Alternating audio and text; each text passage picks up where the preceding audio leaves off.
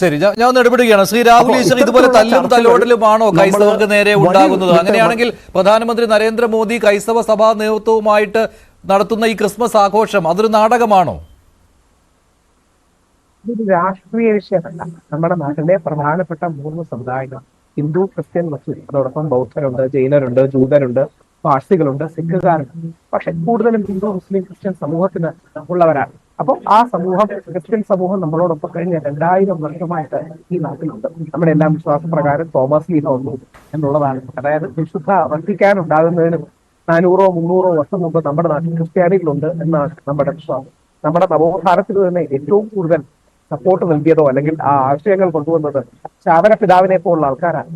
സംസ്കൃത സ്കൂൾ അടക്കമുള്ള കാര്യങ്ങൾ തുടങ്ങുകയും കഴിഞ്ഞ നൂറ്റാണ്ട് എടുത്തു നോക്കിയാൽ വിവേകാനന്ദ സ്വാമി എപ്പോഴും കയ്യിൽ സൂക്ഷിച്ചിരുന്ന 2 പുസ്തകങ്ങളും ഒന്ന് ഭഗവത്ഗീതയാണ്, 2 ഇമിറ്റേഷൻ ഓഫ് ക്രൈസ്റ്റ് എന്ന പുസ്തകമാണ്. ഏറ്റവും കൂടുതൽ ഗാന്ധിജി കമ്പയർ ചെയ്യപ്പെട്ടിരിക്കുന്നത് ഒരുപക്ഷെ യേശു ക്രിസ്തുവിനോട്. കഴിഞ്ഞ നൂറ്റാണ്ടിലെ ഏറ്റവും വലിയ മിഷണറിയായ സ്റ്റാൻലി ജോൺസ്, ദൈവപുത്രൻ മരിച്ചതിന് ശേഷമുള്ള ഏറ്റവും വലിയ ട്രാജഡിയാണ് മഹാത്മാഗാന്ധി മരിച്ചതെന്ന് പറയുന്നത്. അല്ലെങ്കിൽ മാർട്ടിൻ ലൂതർ കിങ് പറയുന്നുണ്ട്, ക്രിസ്തുവാണ് എനിക്ക് ലക്ഷ്യങ്ങൾ തന്നത്, പക്ഷെ അതിലേക്ക് നടന്നെടുക്കാനുള്ള മാർഗം കാണിച്ചു തന്നത് മഹാത്മാഗാന്ധിയാണ്. അപ്പോൾ എന്നും ക്രിസ്ത്യൻ സമൂഹവുമായിട്ട് ഒരു ആത്മബന്ധം ഇന്ത്യ സൂക്ഷിച്ചിരുന്നു.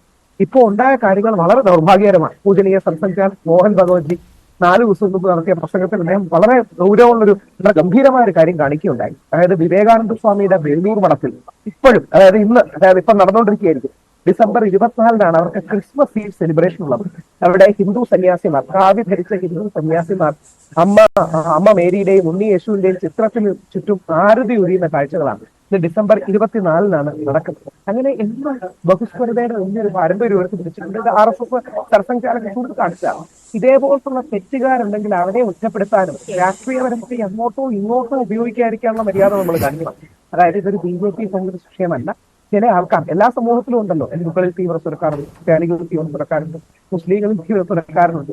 അപ്പോൾ ആ തീവ്ര സ്വരക്കാരെ മാത്രം ഒറ്റപ്പെടുത്തുന്ന രീതി നമ്മുടെ നാട്ടിൽ മാർട്ടിൻ ഒരാളുണ്ടായില്ലേ, നമ്മുടെ ദേശീയ ഗാനം പാടുന്നില്ല, അതുകൊണ്ട് 4 പേരെ ബോംബ് വെച്ച് കൊല്ലുന്നു എന്ന് പറയുന്ന മാർട്ടിന്മാരുണ്ടായിട്ടുണ്ട്. അപ്പോൾ തീവ്ര സ്വരക്കാർ എല്ലാ പാർട്ടിയിലും, എല്ലാ സമുദായത്തിലും, എല്ലാ വിഭാഗത്തിലും ഉണ്ടാകും. പക്ഷെ നമുക്കതിനെതിരെ ശക്തമായ ഒരു പൊതുജന ജാഗ്രതയാണ് വേണ്ടത്. BJP കോൺഗ്രസിനെയോ BJPയോ ചെയ്യുന്ന രീതിയിലേക്ക് ഒരു ദ്രോഹം ഇത് കാണിക്കരുത് എന്നുള്ള മര്യാദയാണ് നമ്മൾ യഥാർത്ഥത്തിൽ കാണിക്കേണ്ടത്. കക്ഷി രാഷ്ട്രീയത്തിന്റെ വിഷയമല്ല. അതുകൊണ്ട് തന്നെ പ്രധാനമന്ത്രി ഇപ്പൊ നടത്തുന്ന കാര്യങ്ങൾ വളരെ നല്ലതാണ്, കോൺഫിഡൻസ് ബിൽഡിംഗ് കാര്യങ്ങളാണ്. അതൊക്കെ എന്താ പറയുന്നത്, കക്ഷി രാഷ്ട്രീയത്തിനപ്പുറം നമ്മൾ നന്ദിയോടുകൂടി കാണണം. അദ്ദേഹം പോപ്പിനെ പോയി കണ്ടിരുന്നു. പല തീവ്ര ഹിന്ദുത്വ ഗ്രൂപ്പിൽ നിന്നും അദ്ദേഹത്തിനെതിരെ ഒരുപാട് വിമർശനവും മറ്റും ഉണ്ടായി.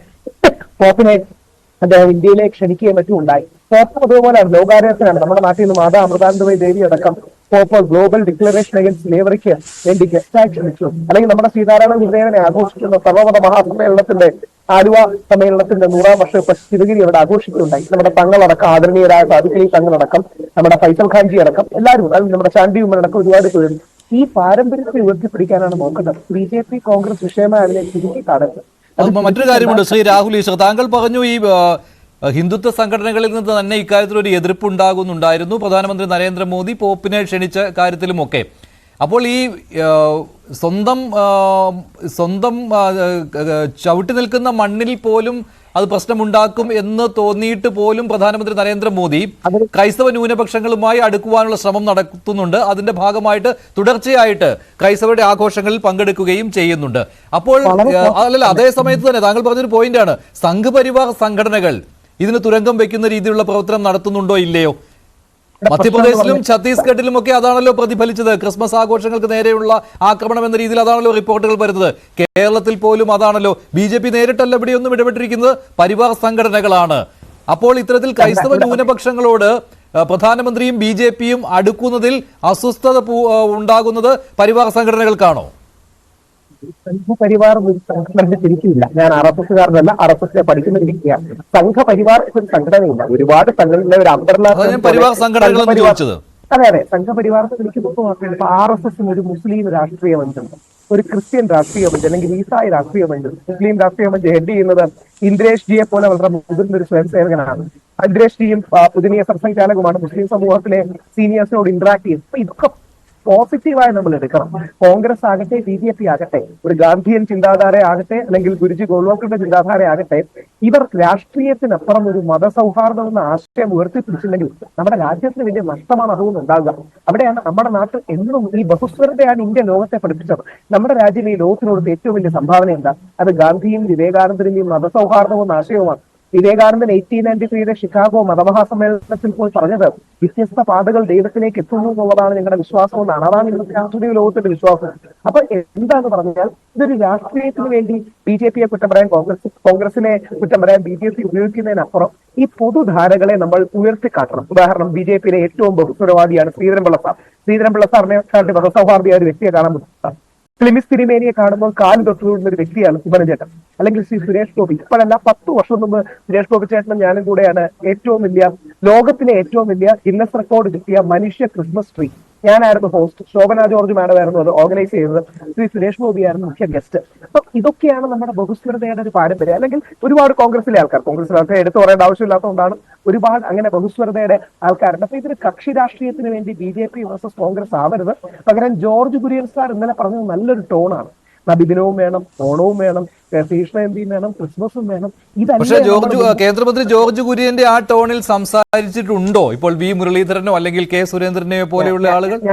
ഞാൻ ആരെയും കുറ്റം പറയാതൊരു കാര്യം പറയാം. ജോർജ് കുര്യൻ സാറിന്റെ ടോണാണ് കറക്റ്റ്. ബാക്കി പലരുടെയും ടോൺ കേൾക്കുമ്പോൾ ഒരു സാധാരണ ക്രിസ്ത്യാനിക്ക് വിഷമമാവും എന്നുള്ളത് ഒരുപാട് ക്രിസ്ത്യൻ സുഹൃത്തുക്കളുള്ള നമുക്ക് അറിയാൻ പറ്റും. അല്ലെങ്കിൽ ഞാനൊക്കെ വിചാരിച്ച ശക്തമായ അപലപിക്കുമെന്നാണ്. ഇന്നലെ വിശ്വ ഹിന്ദു പരിഷത്തിന്റെ ശ്രീ രാജശേഖരൻ അടക്കമുള്ളവർ അമൃത ന്യൂസിൽ സ്കൂളിനെതിരെ കേസെടുക്കണമെന്ന് പറഞ്ഞു. പിന്നീട് അത് ന്യായീകരിക്കുന്ന രീതിയിൽ വന്നു. നമ്മളൊക്കെ അപ്പൊ എന്റെ വീട്ടിലാണ്, പക്ഷെ മഞ്ജുശ്രീ അറിയായിരിക്കും, എന്റെ വീട്ടിലാണ് ഇന്ത്യയിലെ ഏറ്റവും വലിയ യേശു ക്രിസ്തുവിന്റെ മുഖമുള്ളത്, യേശു ക്രിസ്തുവിന്റെ ഫേസ് വാൾ പെയിന്റിംഗ്. പരിവാർ സംഘടനകളുടെ ഭാഗത്ത് നിന്ന് ഇത്തരത്തിലുള്ള കുത്തിത്തിരിപ്പുകൾ ഉണ്ടാകുന്നുണ്ടോ എന്നാണ്. ജോർജ് കുര്യൻ സാറിന്റെ ടോൺ ആരുടെ ഭാഗത്തു നിന്ന് വന്നില്ലെങ്കിലും അത് തെറ്റാണ്. ജോർജ് കുര്യൻ സാർ അതിശക്തമായി അപലപിച്ചു. ഇത് ചെയ്ത യൂത്ത് കോൺഗ്രസിനെ DYFI അഭിനന്ദിച്ചു. ഒരു നിന്നാസ്തുതി ആണെങ്കിൽ പോലും അഭിനന്ദിച്ചു. അവർ ചെയ്തത് നല്ല കാര്യമാണെന്ന് പറഞ്ഞു. നബിദിനവും ക്രിസ്മസും വേണമെന്ന് പറഞ്ഞു. ഇതാണ് ഒരു മലയാളിയുടെ സ്വരം. ഇത് ജോർജ് കുര്യൻ സാർ പറഞ്ഞാലും നല്ലതാണ്, സേനാപതി വേണു സാർ പറഞ്ഞാലും നല്ലതാണ്, ഇനി ഉല്ലാസ് ബാബു സാർ പറഞ്ഞാലും നല്ലതാണ്. ആര് പറഞ്ഞാലും ആ ടോൺ വേണം. കാര്യം ആത്യന്തികമായി നമ്മളൊക്കെ ഈ രാഷ്ട്രീയമൊക്കെ ഇല്ലാതായാലും ഈ സമുദായങ്ങൾ ഇവിടെ നിലനിൽക്കട്ടെ. ശരിയാണ്. പക്ഷേ ശ്രീ സേനാപതി വേണുവിനും കോൺഗ്രസിനും അക്കാര്യത്തിൽ ആ രീതിയിൽ അതിനെ കാണാൻ പറ്റുകയില്ല. കാരണം അവിടെ ഒരു പൊളിറ്റിക്കൽ ലക്ഷ്യം കൂടി അവർക്കുണ്ട്. ക്രൈസ്തവ സഭകളുമായി അടുക്കുന്നത് വഴി ക്രൈസ്തവ വിശ്വാസികൾ